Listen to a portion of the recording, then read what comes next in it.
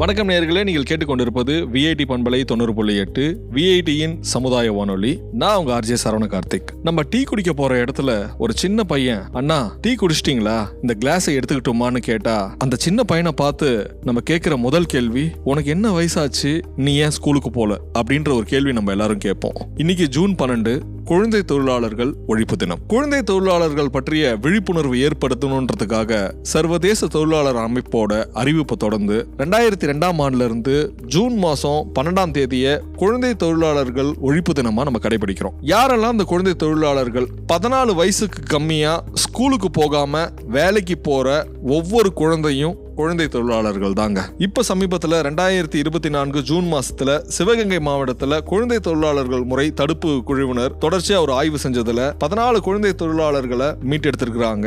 அவங்கள வேலைக்கு வச்சிருந்த உரிமையாளர்கள் மேல வழக்கு தொடர்ந்து 2,10,000 ரூபாய் அபராதம் விதிச்சிருக்காங்க.